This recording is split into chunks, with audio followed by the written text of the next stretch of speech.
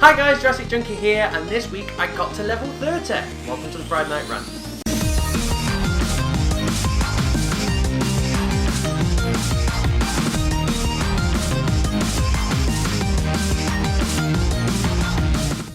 So yes, I turned 30 this week and I was greeted by an Xbox One cake from Joe and lots of other stuff, but to be fair, for once I didn't actually ask for gaming related stuff because I'm getting old now, so got myself a Fitbit Flex, got some trainers, and because I am just still a kid at heart, a load of comics. And I have to say the Fables comic series is so good. I've dabbled on the Telltale version of the game, I've not played much of it, and to be fair, I've decided I'm not going to play any of it until it's all done. I'm going to get through these because these are great.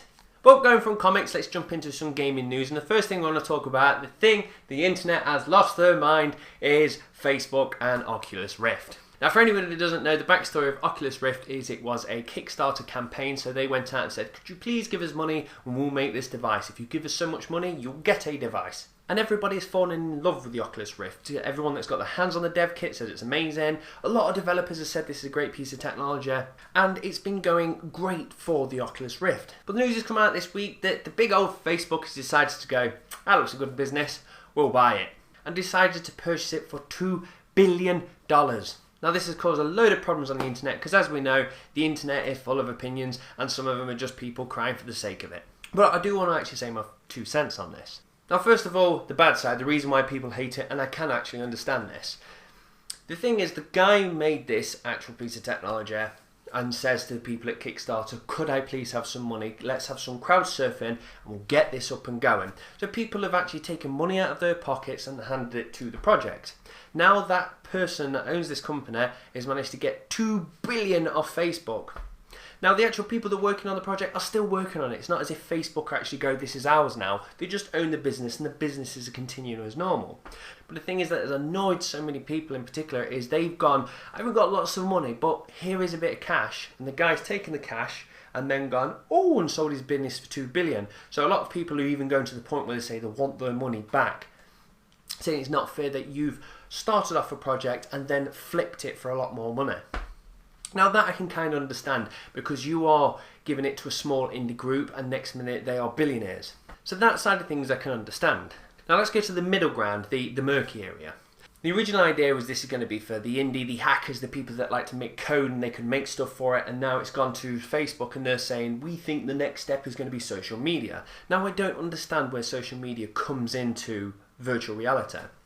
Now a few people have said they're going to be doing things like having a seat-side court at basketball. So instead of just watching it on a TV set, you can pop your Oculus Rift on and actually feel like you're there and you'll be able to look around to the people to the left and right of you. Now the idea of doing this is great for about 15 minutes. Because at the end of the day, if you want to go to a game of football, basketball, whatever it be, you go for the atmosphere, you go because it's great to be there live. The thing is with the Oculus Rift, it's going to give you a slight taste of the atmosphere, a little bit of it, but it's not going to be exactly like you being there. But the good thing is for the people at home, when you watch a game, it's done from multiple camera shots. So if you're at one end and the ball goes the other end of the court, the camera will cut so you won't be trying to look at a tiny little pixelated dot. At the same time, if someone shoots or scores or fouls or whatever it is, you get to see a slow-mo or a rewind and all that lot. Whereas if you're going to be using the Oculus Rift to sit there and just do this, well, first of all, this is pointless. If I'm watching a game, there is the court. All this behind me, I don't care if there's somebody behind me eating popcorn. There is no need to turn your head. So they're kind of going, we could do this, but I think for the first 5 minutes you'll be like, oh, this is impressive. And then after you go, I'm at home, I probably prefer to just watch the real version of it where people are cutting and slow-mo and rewinding. So I think the idea that's pointless. Then on top of it, social network, like, how do you get the social network? Do people go out and take 360 panoramas and then you can put your Oculus Rift on? Well, we can do that now if you want to take a panorama and then we can sit there and just scroll with the mouse. It's not as if this is going to be a massive leap forward in technology. So personally, I don't see where social media comes into it, but at the same time, I'm not an idiot. I won't go, it's stupid. I'll always say, if you've got an idea, bring it, we'll look at it, and if it's great, I'll go, oh, you've surprised me. I've been surprised many a times. But just with the ideas they're chucking out at the moment, I don't see where it's going. But now let's go from the bad, we've gone to the murky, now to the good side. The good side is Facebook owns it. Now, I personally hate Facebook, especially if you own a page like me where I'm not friends with people, but people will like my page. It's designed in a way that I have to buy likes and my message to people won't get out to everybody, and it's a horrible way Facebook works. Now on top of it, combine that with when you surf the internet, if there's a Facebook like button, even if you don't click it, that's already logged to Facebook that you've been on that site. So even when you go on sites and you're not doing anything, Facebook know where you are. Now I don't like that idea of it. I find that quite creepy. So personally, I'm not a fan of Facebook, but what is good for companies? Money. Now Facebook has an unlimited amount of cash. Now this thing that's being created and it's been just going on surf funding at the moment has now got a massive injection of cash. So on the other hand, you've got something which is coming out and is good, it's now got more money thrown at it, it could be even better than it was before. So it's a weird one really. People are offended because it's no longer indie and underground, and some people don't like the idea of Facebook controlling it, and it's already showing. Now Notch, who's the creator of Minecraft, has turned around this week and said they have severed any ties with the idea of doing anything with the Oculus Rift now because they also find Facebook creepy. So it is a weird one. What's going to happen with it? What's their vision of virtual reality? And is it going to change to what the gamers actually wanted? So again, time will tell, and it's an interesting one. And I need to take a breath. Really do. That's staggered me. Or maybe it's just because I'm 30. So let's jump in with a load of gaming news. Let's bosh through that. So first of all, Yu Suzaku is the creator of Shenmue, has been interviewed this week. A lot of people have been talking about and saying the success of 1 and 2, and obviously we all want to see number 3. Now they're saying, would you do it, would you create it? And he said, yes, we've got a story, we want to do it. And it's the same kind of stuff we've heard time and time again. But the first time they've actually turned around and says, would you be interested in crowd surfing? So again, back to Kickstarter. And his response is, yes, and we are investigating this. Well, you don't really need to investigate it. I'll just tell you how it works. You have Shenmue 3, we have money, we will pay for it. Simple as that. So you go to crowdsurfing, it will happen. Now, personally, I don't know how it stands with the actual licensors, who own it, is it Sega, is it what, is this? But the point is, it needs to be created, we are willing to pay for it, and there is a massive amount of people that want it. So it's a no-brainer, get it done. So next up then is news on FarCry 4. And it's now going to be set in the Himalayas. Now, when they said this straight away, I was like, whoa, that's a bit of a weird setting for me, because the first thing you think of Himalayas, you think big ass mountains, which then instantly goes to my head, I can now power glide all around these mountains, give me a wingsuit, give me all that, this is going to be great. But at the same time, with games like Far Cry, you need to have civilization, you need to have people to interact and people to kill. So you therefore need to have a citizen population zone as such. Now these do exist in the Himalayas, but as you can see here, they are far from the top of a mountain. So the thing that slightly confused me with this game is how they're going to be a transition from a population area to a top of a mountain, because the game is going to utilise the idea of climbing high, but at the same time it needs an area for us to go around houses as such. So it's going to be interesting how we are going to transition from there to 15 hours up the top of a mountain.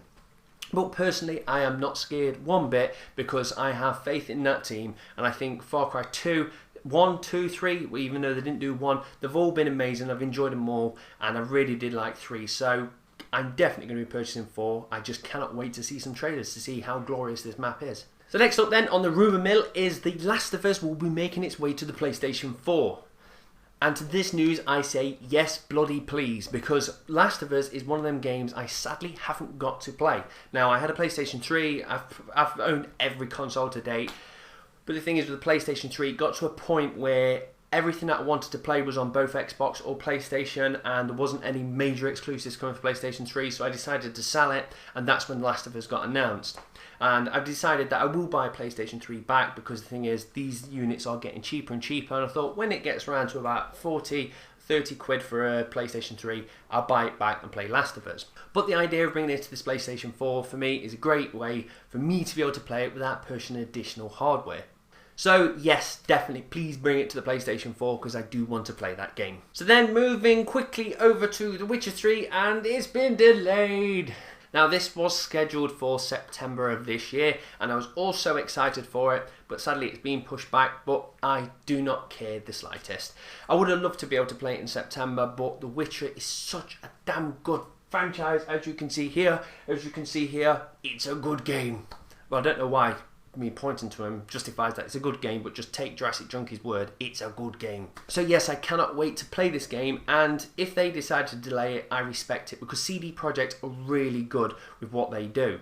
Now, originally they actually wanted to bring out the game to the Xbox and wanted to bring out some DLC later, but they wanted to do it free, and the way DLC worked, they couldn't do it free, so they delayed it and put it all in one disc. And when they release it to PC, they don't have DRM tied to it, so they are the good guys of gaming. They delay it for a reason, and if they say they need even more time, another 2 years, CD Projekt, you take it and make that game glorious. So the last thing I want to touch on then, back to Kickstarter for the third time. Well, not Kickstarter, still crowdsurfing, it's going to be Indiegogo. Now this one went completely under my radar until this morning. I spotted somebody talking about it on Reddit and did a bit of investigating. And what it is Shaq Fu is now making its way back. Now, some people can remember back in the day, Shaq Fu was a thing, and they are now trying to revive it and bring it back. Now, I've looked at some of the screenshots, and to be fair, the game does actually look quite good. But the thing I don't understand, and slightly pisses me off really, is the idea of crowdsurfing is it's an indie group, and they've got no money, and they can't succeed without cash, so they ask you, the people, to pay for it. But now they've got Shaq Fu, and they're asking for $500,000 to create this game. It's got Shaq in it. Shaq's the main person in this game. Shaq's also in the video promoting it. Shaq's got a lot of money. So I had a quick look on the internet, and he's worth about 350 million. He generates around 20 million a year, and they are asking us for £500,000. Now at the end of the day, the developers, the ones that are going to be making this game, will be paying royalties to Shaq. So when the game hits and people buy it, they will be paying royalties to Shaq for having him in there. So Shaq's going to make a load of money off this game. So why don't Shaq just put the £500,000 in and then get loads back out in royalties? So I think it's a bit of a take really. Sometimes the idea of Kickstarter and crowdsurfing, and Indiegogo as this one is a great idea for people that have zero budget. But when you have Shaq in your video saying give us money, I think it's taking the a little bit. And top it off as well, sometimes to try and entice a bit more cash out of you, they'll say if you pay a bit more, you'll get the copy free, digital, bit more, you'll get it physical, bit more signed copies. Whereas on this one, if you spend over $500, Shaq will follow you on Instagram and like one of your posts. Like, that is just fucking so stupid. It's like, I'm a gamer, I want games and I want good stuff. If you're going to throw me some free DLC in, I'm going to be happy. Don't tell me Shaq's going to like one of my posts, because that's not going to get my panties wet. I am not bothered at all if Shaq's going to like a post for $500. So yes, at the moment there is 24 days left on this, and it appears to be doing okay, and I think they will meet their target, but I am not backing or touching that thing with a barge pole, because I think they're just trying to shake us down for some extra cash. So that's me done and dusted. I don't know if it's an incredibly short one or not. I spoke very fast this week, I don't know why. I need to sit down and take a breath, but that's going to leave us then to this week's question of the week, and that is going to be, how do you feel about the Facebook and Oculus Rift takeover? Now, as I said, from what I've looked at, 90% of people hate the idea, but the thing is, the people that hate something tend to be the most vocal, and the ones that enjoy something tend to just sit back and enjoy what they have. So it's hard to actually see if majority of people do hate it, or are they just being more vocal than the people that enjoy it. So the question is to you, how do you feel? Did you back it? Are you upset that Facebook now control it? Do you want your money back? Or do you just think, it's still going to be the Oculus Rift, I am not bothered? So that's me done and dusted down for this week. I'm going to try and get my Titanfall review done over the weekend, but if not, I've already got some pre-recorded reviews that I will stick up on Monday. So as always, guys and girls, I hope you have a great weekend, and thank you very much for watching. Cheers guys, bye.